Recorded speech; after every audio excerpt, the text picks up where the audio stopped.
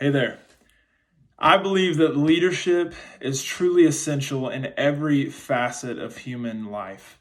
I believe that leadership is what matters most in relationship. I believe that leadership is what matters most in being an effective mentor and just having a positive impact on everybody that you encounter. I just believe it is absolutely essential. And so, what leads me to this belief is just a quote from John Maxwell, who is a renowned author on leadership. And this is what he says in many of his books, is that everything rises and falls on leadership. And so if we want to make an impact on this world, if we want to leave a legacy, we have to depend and trust and place an emphasis on strong leadership. And we need to be strong leaders. I truly believe that leadership is something that can be learned. It's something that anybody can take a hold of if they really want to. But ultimately, as a Christian, we need strong Christian leaders in the church so that we can make more of an impact for the kingdom of God with the time that we've been given here on earth. And so as a Christian, I believe that Jesus is the greatest leader who has ever lived. Everything he did was with intention. He loved people. He served people. He never made it about him, even though he was the Son of God. He led by example, and he gave us a standard to hold ourselves to. And we're still talking about him almost 2,000 years after he ascended to heaven. And so he made a great impact on the world. And so we must strive to emulate Christ's example as Christian leaders. And this is going to heavily affect our relationships, our success, and ultimately it's going to affect our impact. Because each and every one of us is destined to make an impact, and we must make the best use of the influence that we've all been given, because each and every one of us has been given a share of influence. Whether we, know 5 people or 50 or 500 people, we all have been given a measure of influence to make the best use of. Here's how I would define Christian leadership specifically: using God-given influence to make positive contributions to the lives of other people. That's what Christian leadership is all about, to use the influence we've been given to positively contribute to the lives of everybody that we know, everybody that falls under our umbrella of influence. Some Bible verses that support this definition would come from Matthew 20, verses 26 through 28. This is Jesus speaking to his disciples. He says, "But among you it will be different. Whoever wants to be a leader among you must first be a servant, and whoever wants to be first among you must become your slave. For even the Son of Man," talking about himself, "came not to be served, but to serve others and to give his life as a ransom for many." Even Jesus, who was literally God in every single way, came to serve other people. He didn't make it about him. And so if he didn't make it about him, then we shouldn't either. And so we have to be concerned for those around us and to serve others, to help them experience the power of who God is and how he wants to change their lives. That is exactly what Christian leadership is all about. And we see that in no greater example than Jesus himself. Philippians 2, verses 3 through 4. This is Paul speaking. He says, "Don't be selfish and don't try to impress others. Be humble." A great quality of leadership, perhaps one of the greatest, humility right there. Thinking of others as better than yourselves, and don't look out only for your own interests, but take an interest in others too. 1 Peter 5, 2 through 4. This is Peter speaking to the church, and he says, "Care for the flock that God has entrusted to you. Watch over it willingly, not grudgingly, and not for what you will get out of it, but because you're eager to serve God." There's the intention of every Christian leader right there, to serve God and to serve his people. "Don't lord it over the people assigned to your care, but lead them by your own good example." Right there, lead by example. One of the greatest ways to lead. Jesus, that's all he did. He spoke truth, but he led a life that was an example of what it means to put God first in every way. And when the great shepherd appears, you will receive a crown of never-ending glory and honor. There's the leader's reward right there, is that we will experience a rich and satisfying life, not just here on earth, but in the life to come, the never-ending crown of glory and honor. And so we're supposed to care for the flock we've been given. However big that flock may be, care for them, genuinely value what happens to them. That's what great Christian leaders do.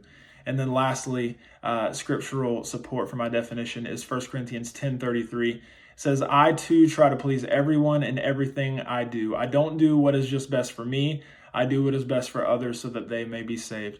So was Paul a people pleaser and just did whatever people wanted him to do? Absolutely not. But he did understand the influence that he had with people, and he did what was best for them. He looked out for them. He cared for them. That's what great Christian leaders do, is they're looking at how can I help somebody else receive more of God's blessing, walk in his favor. How can I do that they may be saved? Again, that was his motivation, that people may be saved.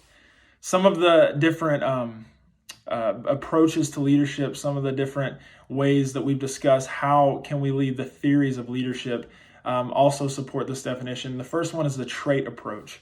I believe that Christian leaders have to have the right traits in order to be effective Christian leaders. And some of these traits are intelligence, self-confidence, determination, integrity, and sociability, just to name a few.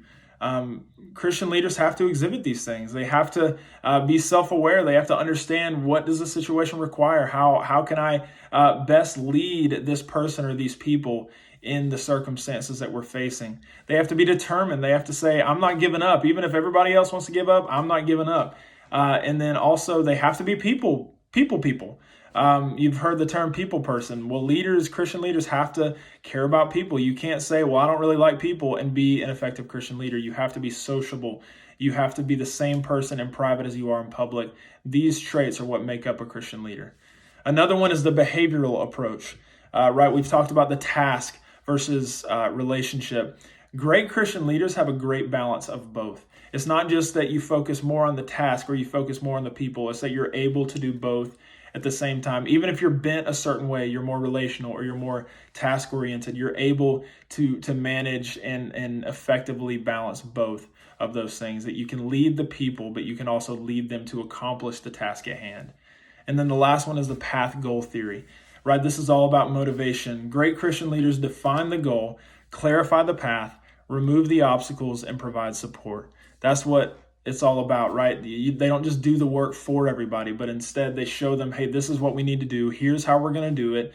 We're going to get rid of all the obstacles. And if another obstacle presents itself, we're going to overcome it because we're going to do what needs to be done. And they motivate others in order to help them achieve. And so that's how the path goal theory contributes to my definition of Christian leadership. Some leadership development that I've seen within the local church is that me personally working with students, I've seen some adult volunteers use the influence that they're naturally given with students in order to lead them and instill godly values within them by being consistent, authentic, and loving. See, authenticity is the currency of leading students, just being who you are, not trying to be someone else. And so, I've seen that leadership development within our student team and just watching them be who they are in order to have influence with our students. Authenticity is a great characteristic of leadership. Our senior pastor has vision meetings with us so that, as we take on initiatives and different things, he helps us see the bigger picture, or what we like to call it as the why. Right? Why do we do what we do? What is it all about? What is the grand purpose? He helps us see that so that he can inspire us to achieve. And so that we can reach for more, is remembering that why. What is the purpose in doing what I'm doing? And as a Christian leader, that purpose is always that God may be glorified, that he may get the glory and the kingdom may be extended. And then lastly, my wife and I, as we lead a Connect group, we're very intentional about building strong relationships with the people in our group so that we can gain more influence and spiritually invest into their lives. That is not something that we take lightly. We consider it an honor that people have given us that influence. The influence is something that is earned. It's not something that you're just given overnight. It's something you have to earn over weeks, months, sometimes years, but yet it can be lost in a moment. And so we take that seriously, and we want to capitalize on the influence we've been given with the people in our group so that we can lead them effectively. Some ways that I've seen this play out in my personal life is that I'm thankful to be a recipient of this type of impactful leadership. Again, I've already spoken about my pastors, but they lead us in a Christ-like way. They exhibit the traits that are necessary to lead other people. They balance the tasks and the relationships very, very well, and they motivate us to accomplish whatever it is that need to be done. They don't just do it for us. They show us what needs to be done, how can we do it, and they keep that in front of us and motivate us and make us want to accomplish that task. Not that it's a forced thing, but it's something that we all desire to do together. As a church, we're in the people business. We ultimately want to extend the kingdom of God, and they exhibit that better than anyone that I've ever seen. And then another way is I've been described as this type of leader, and this is almost uncomfortable to talk about because I don't want to sound vain in any way. But I actually reached out to one of my students, one of my key students, and had her kind of sum up my leadership and how that's impacted her life. And some of the things she said is that I lead in confidence and strength. The standard that I hold myself to is Christ, and that my intentions as a leader are clear. There's no gray area, there's no confusion, but that I'm very, motivated as a leader ultimately to extend the kingdom, that there's no questioning. I believe every Christian leader that should be apparent in the way that they lead from a few seconds of being under their leadership, is that they just want to extend the kingdom. They want to make the kingdom of God bigger. They want to make heaven more crowded. That's what positive and effective Christian leaders do, is that they hold themselves to the standard of Christ, and they make sure that the way that they lead is pointing others to Him, not to them, but to Him ultimately. That's what separates a Christian leader from any other type of leader, is that we're not here to get people to buy into us. We're here to get people to buy into heaven.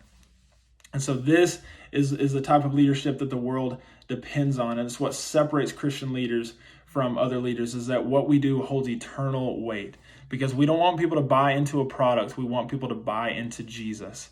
And when that's our constant motivation, there's no limit to what we're willing to do to help people recognize why they exist.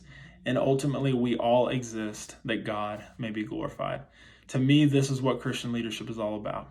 Thank you so much for listening, and God bless.